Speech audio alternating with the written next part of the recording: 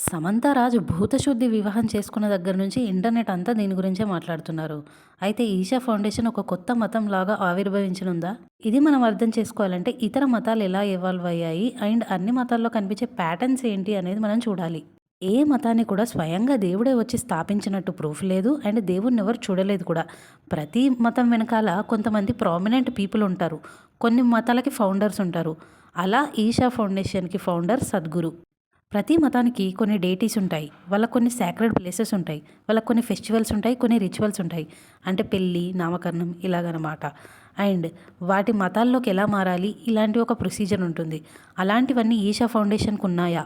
Isha foundation case కనుక మనం తీసుకున్నట్లయితే ఫౌండర్ సద్గురు ఉన్నారు. కొన్ని ప్రీచింగ్స్, టీచింగ్స్, స్క్రిప్చర్స్ ఆయన చాలా బుక్స్ రాశారు. చాలా వీడియోస్లో ఆయన మాట్లాడారు. అండ్ రిచువల్స్ కూడా ఉన్నాయి. పెళ్ళి ఎలా చేయాలి, నామకరణం ఎలా చేయాలి, ఇవే కాకుండా ఇంకా చాలా ఉన్నాయి. ఒక ప్లేస్ ఆఫ్ వర్షిప్ అంటే ఉంది. అండ్ డేటీస్ ఆదియోగి, లింగభైరవి అనే డేటీస్ ఉన్నాయి. క్షేత్రపాలకులు కూడా ఉన్నారు. అండ్ ఫెస్టివల్స్ కూడా ఉన్నాయి ఈషా ఫౌండేషన్కి సపరేట్గా. దీంట్లోకి ఎలా మారాలి అనేది, లేకపోతే ఇనిషియేట్ ఎలా చేసుకోవడానికి కొన్ని ప్రొసీజర్స్ ఉన్నాయి. శాంభవి మహాముద్ర, ఈషక్రియ, దానికి ఇనిషియేషన్ అవసరం లేదు. అండ్ ఎవరైనా మేము ఈ ప్రపంచంలో ఉండదలుచుకోలేదు, సాధువుల్లా ఉంటామంటే ఈషా బ్రహ్మచర్యం కూడా ఉంది. సో ఇవన్నీ ఒక మతానికి ఉండవలసిన క్వాలిటీసే. అండ్ సూర్యకుండ, చంద్రకుండ అని సపరేట్గా తీర్థాలు కూడా ఉన్నాయి ఈషాకి. సో ఎస్, ఈషాకి ఒక మతంలాగా ఎవాల్వ్ అయ్యే అన్ని క్వాలిటీస్ ఉన్నాయి. ఇప్పుడు వేరే మతాలు ఎలా ఎవాల్వ్ అయినాయో చూద్దాము. మామూలుగా రిలీజియన్స్ ఎప్పుడు ఎవాల్వ్ అవుతాయి అంటే ప్రజలు వాళ్ళని నివసించే శైలి ఎప్పుడైతే వాళ్ళకి సంతోషకరంగా ఉండదో వాళ్ళు ఒక కొత్త రూల్ బుక్ని ఇంకొకరెవరో గైడ్ చేస్తారు. లైక్ ఇప్పుడు మన హిందూయిజంలో క్యాస్ట్ సిస్టమ్ చాలామందిని నచ్చని వాళ్ళు క్రిస్టియానిటీలోకి, ఇస్లాంలోకి మారిపోతారు. అలాగే అమెరికాలో రేసిజం నచ్చని వాళ్ళు మనందరం ఈక్వల్ అని చెప్పే వాళ్ళు కూడా ఇలాంటి మతాలను చూస్ చేసుకోవచ్చు. సో రిలీజియన్స్ ఎలా ఎవాల్వ్ అయినాయి అంటే మనిషి ఎప్పుడైతే డిస్సాటిస్ఫైడ్గా ఉన్నాడో ఒక పర్సన్ వచ్చి ఇంకొక కొత్త పాత్వే చూపిస్తారనమాట. దాన్ని అందరూ ఫాలో అవుతారు. కరెంట్ ఒక మనిషి సాటిస్ఫైడ్గా ఉన్నాడా మరి అంటే లేడు. ఎవరు కూడా మెంటల్ హ్యాపీనెస్ లేదు. ఈషా యోగా వచ్చేసి అదే ప్రాబ్లమ్ని అడ్రస్ చేస్తూ యోగా, మెడిటేషన్ ఇలాంటివన్నీ సజెస్ట్ చేసింది. రెండవది ఇస్లాం అయినా, క్రిస్టియానిటీ అయినా ఇలాంటి ఉన్న మతాలు ఎప్పుడు కూడా ఉమెన్ డిస్క్రిమినేషన్ని ఎప్పుడూ అడ్రస్ చేయలేదు. కానీ ఈషాలో జెండర్ డిస్క్రిమినేషన్ ఉండదు.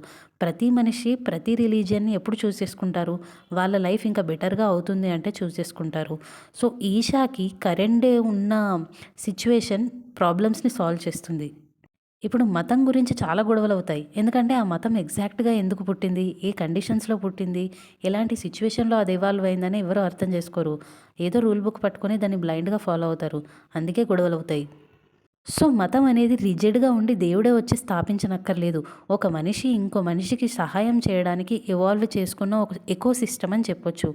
ఇది ఎప్పటికీ మారుతూ ఉంటుంది. ఎందుకంటే మనిషి అవసరాలు కూడా మారుతుంటాయి.